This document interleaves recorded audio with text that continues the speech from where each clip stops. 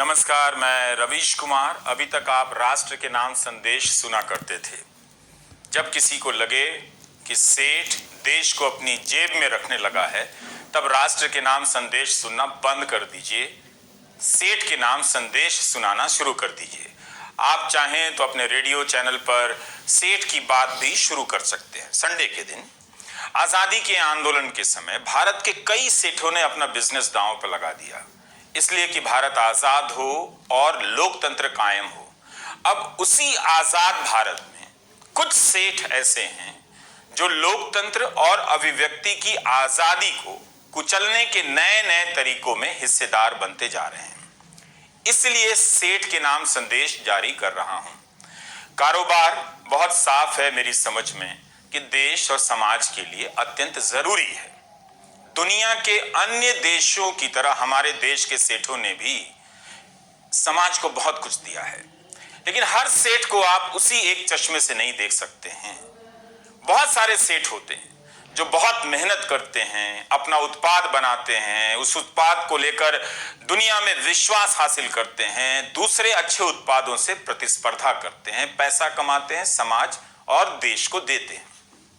मगर दो चार सेठ ऐसे होते हैं जो राजनीति के बेहद खास होते हैं। उन्हें हर चीज का ही ठेका मिल जाता है, जंगल से लेकर बंदरगाह, आसमान से लेकर जमीन तक का। ऐसा लगता है कि बाकी किसी सेठ को बिजनेस करना नहीं आता है।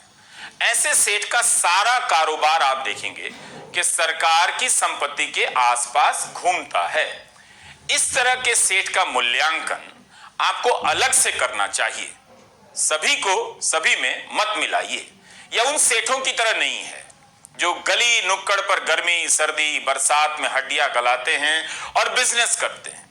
ऐसे ही दो चार सेठों के लिए यह सेठ के नाम संदेश है।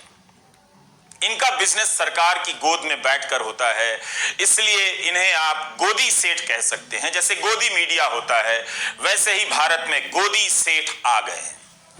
गोदी मीडिया में दो तरह के सेठ हैं, इसे ध्यान से समझिए। पहले प्रकार के वे सेठ हैं जो इस माध्यम में बहुत पहले से जमे हुए थे, लेकिन उन्हें गोदी मीडिया बनाया गया। वे गोदी मीडिया के जरिए अब धंधा कर रहे हैं।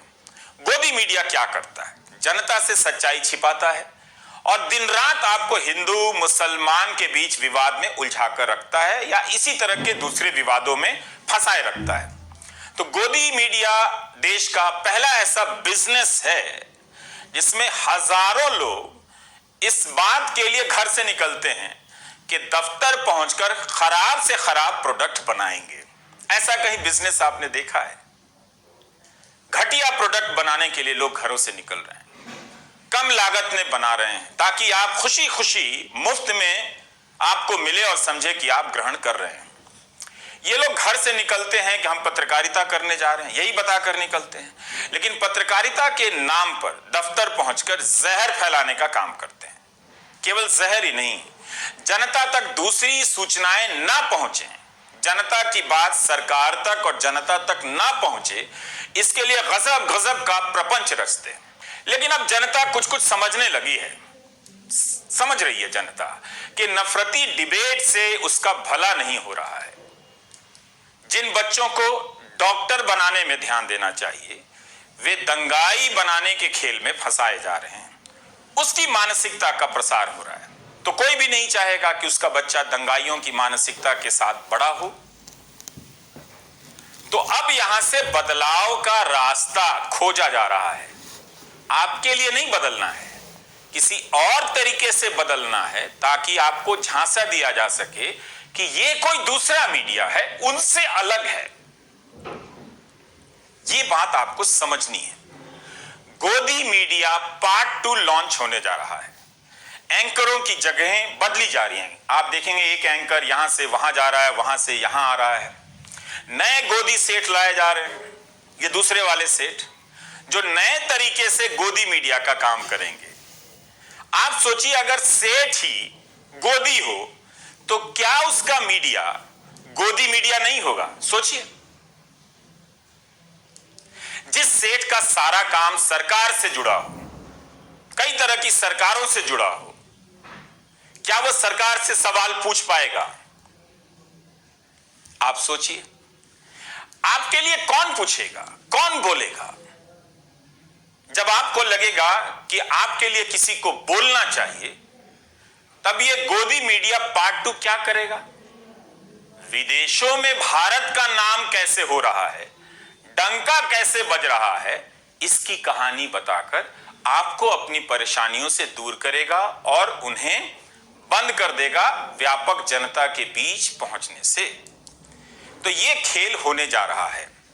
आपकी तनख्वाह 4 साल से नहीं बढ़ी है, बच्चों को पढ़ा नहीं पा रहे हैं, अच्छे कॉलेज नहीं है, और गोदी मीडिया इस पर बात नहीं करेगा। तो गोदी मीडिया पार्ट 2 में इसके लिए शरीफ एंकर लाए जाएंगे, जिनके बोलने का तरीका कुछ और हो, वो इसी सिस्टम के पार्ट हों, मगर वो जनता के बीच ज्यादा बदनाम अभी नहीं हुए हैं। तो ऐसे लोगों के हाथ में ये कमान सौंपी जाएगी और गोदी मीडिया पार्ट 2 लॉन्च होगा।